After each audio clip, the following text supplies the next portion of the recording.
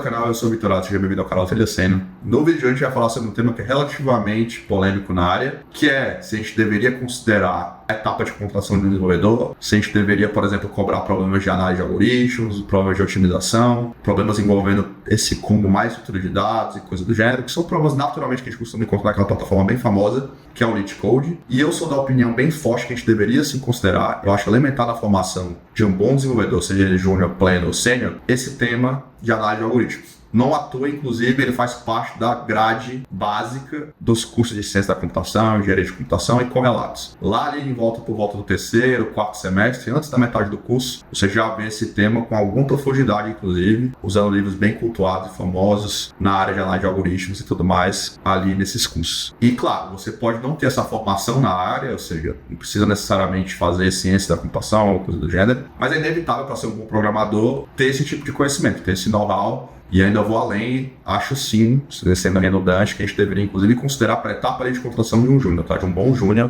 ele deveria sim já ter essa noção, pelo menos por alto, de análise de algoritmos. E aí, claro, você vai adaptar o problema de acordo com a natureza do perfil do candidato. Se ele é um sênior, você vai cobrar um problema que você vai avaliar ele de um certo modo. Se for júnior, inclusive, no caso do júnior é até bem mais complicado, porque a variante do nervosismo pesa demais na hora da entrevista. E você, como bom entrevistador, tem que tomar muito cuidado e tem que tentar abstrair ao máximo isso do processo da entrevista e tentar fisgar só o que for realmente ali fundamental para avaliar o candidato, no caso. Então, fica aí que você vai gostar bastante. Eu vou entrar nas nuances e vou explicar o porquê que a gente deveria considerar esse tema. Bora lá. Então, pessoal, eu vou colocar todo mundo aqui na mesma página do que eu quero falar sobre otimização, análise de algoritmos e coisa do tipo. Então, já que a gente vai explicitar por que esse tema é tão importante, eu vou tentar colocar vocês na mesma página e espero que vocês entendam aí o básico, pelo menos, tá?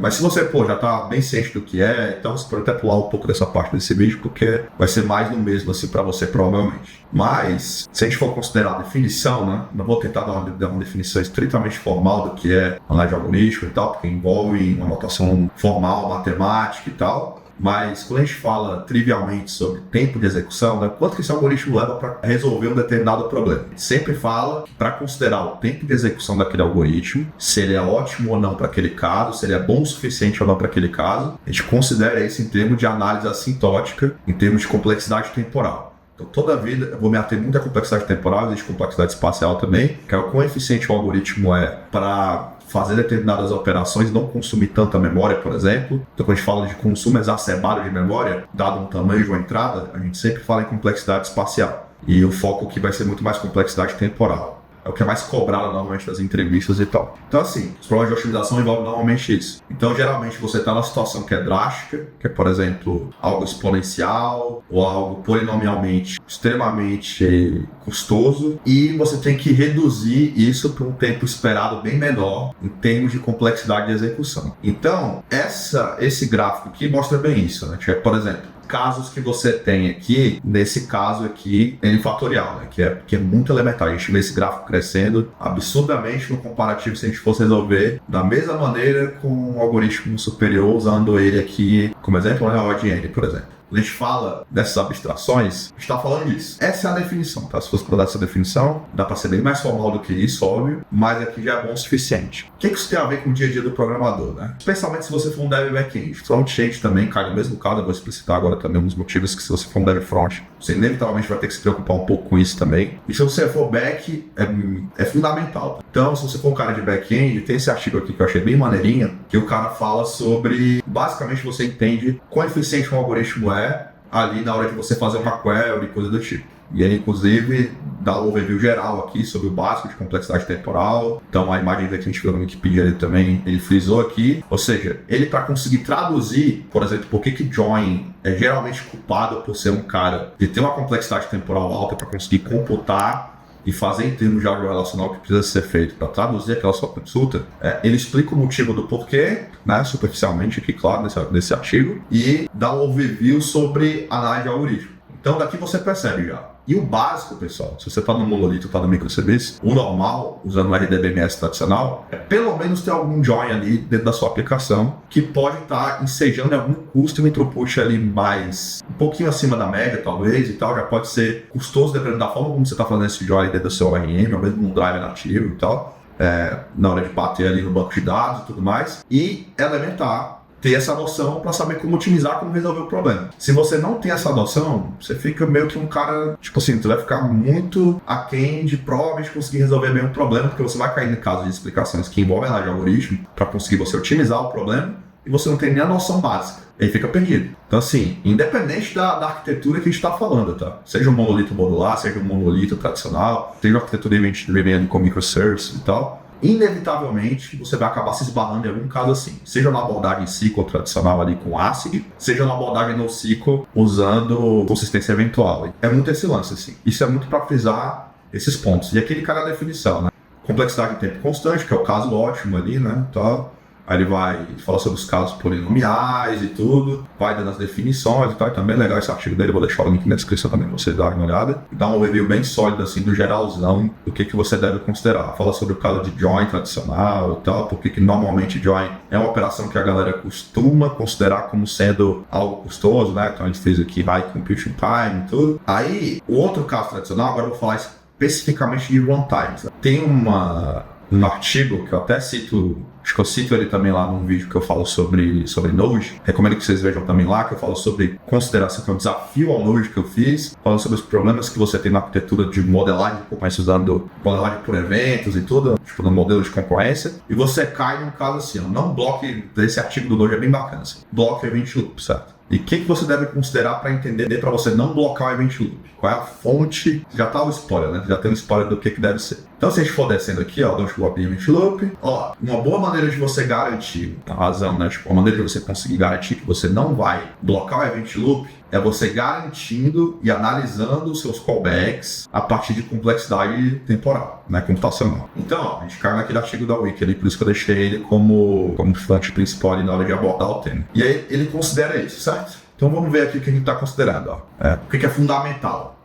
Porque num throughput básico, você pode fazer essa latência explodir se você estiver blocando o event loop, dado o tamanho de uma entrada, no que vai chegar TTP padrão ali com o Express imbuído dele. Então, olha aí, ó, que legal. Então, o tamanho da entrada aqui, ó, ele tem um count to n básico, tipo, muito básico isso. Você lê um valor ali e aqui, ó, e até frisa, ó, esse callback aqui, se for uma instância ali do tipo small, né, ou seja, quando a gente fala instância, é instância de problema, tá? Ele vai rodar rapidamente com uma instância que é pequena e vai rodar muito slowly se for um large n. Esse large n é o tamanho da entrada relativamente grande. Isso para um laço só ali. Isso aqui tem potencial de blocar a sua aplicação dependendo do tamanho desse n, tá? E aí, ele frisa mais ainda, né? No fim, tudo se reduz a callback. Ainda que eu coloque esse cara como async, use async await, use promises e tal, no fim, no Node, especialmente no LWV ali, tudo vai ser bind para ser mais dentro da LWV, que vai se transformar em callback. Esses callbacks dentro da V8 não podem tomar muito tempo. De maneira nenhuma ele pode tomar muito tempo.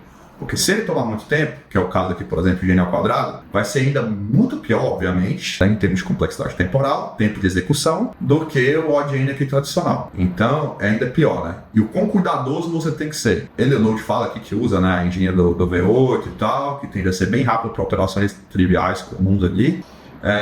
Exceto ali, ele fala, né, para regex e operações com JSON e tal, e ele frisa isso daqui. Inclusive, para ler um JSON, você leva o ODN. Se for um JSON nested ali, que você tem um JSON, e esse cara, especialmente se ele for bem large, grande e tal, já cai em casos de problemas de megabyte de tamanho de JSON, cara, você vai ter um problema grave de blocar o event loop e independe, inclusive, do runtime onde você está. Se você tiver num rush, isso vai acontecer. E se você tiver num Spring Web Flux com Neri, isso também vai acontecer. Então, depende, aqui não é um problema inerentemente do Node, mas do modelo de concorrência do event loop, porque você, quando está com uma operação ultra custosa, isso vai onerar o runtime e não tem jeito, tá? Então, a maneira de fugir disso é entender a análise do algoritmo, entender o algoritmo que você está fazendo. Se for um algoritmo de sorting, por exemplo, depende do tamanho da entrada, eu tenho que fazer alguma ordenação em cima disso, ou vou trabalhar com uma aplicação que é data intensive, algo do gênero, vou ter que trabalhar com operação de batch, com dados massivos e tal. Tem que considerar o tamanho de tudo isso, tem que trabalhar com streams aí de dados,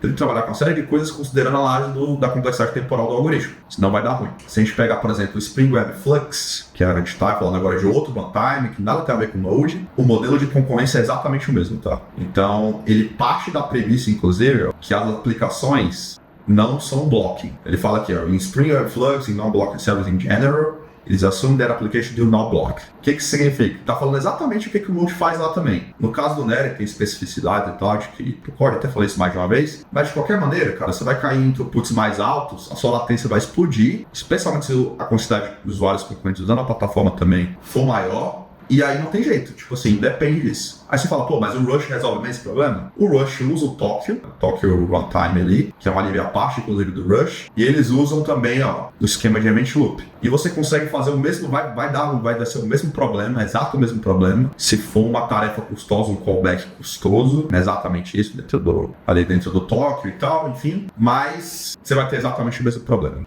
Então, isso é para mostrar que em montagens diferentes, se você está lidando com banco de dados, se você está lidando com operações dele intensas, se você está lidando com uma série de coisas, e aí você tem que entender, inclusive, o montagem que você está lidando, porque isso daí pode ser ainda mais gargaloso dependendo do tipo de operação que você está fazendo em termos de complexidade temporal e tal. Você pode cobrar em DAOs diferentes, isso, óbvio. Eu não vou esperar que um júnior entenda tudo isso aqui de cara, óbvio, mas alguma noção ele tem que ter, porque senão ele vai ficar muito perdido, e o natural é que você consiga diferenciar, inclusive, um bom júnior, pode ser um esquema, inclusive, e você conseguir ter um diferencial, né? Então a dica que eu daria para um júnior, para um pleno, é ele, cara, se esforçar para entender bem isso, pegar esses insights, pegar essas dicas e sempre tentar pensar na aplicação do dia a dia que ele vai estar usando. Se você é um dev front-end, por exemplo, o modelo de concorrência, por exemplo, no Chrome, ou em ou no Chakra, qualquer outro tipo de modelo de browser que você está lidando, vai ser um modelo de concorrência igual ao do Spring Flux, igual ao do Node.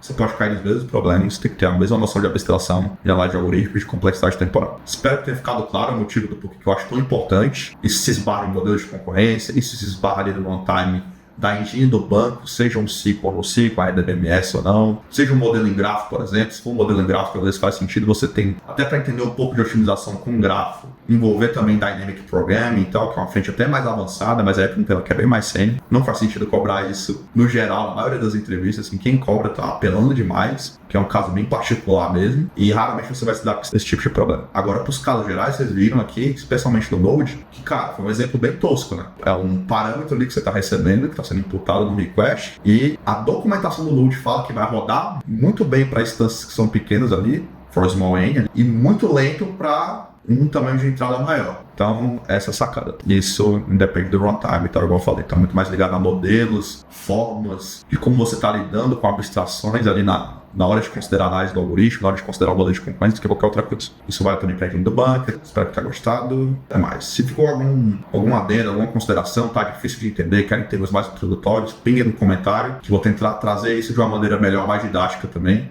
Porque a ideia aqui foi mais bater na importância e fazer você se preocupar e estudar esses temas, que eles são altamente relevantes, tá? Na sua carreira, se você quer ser um cara mais sênior, quer bater o staff ali mais na frente e tal, você tem que dominar esses assuntos sim. Dominar no nível suficiente para saber o grau, como resolver e como otimizar, saber pesquisar, saber resolver. Beleza? Tamo junto.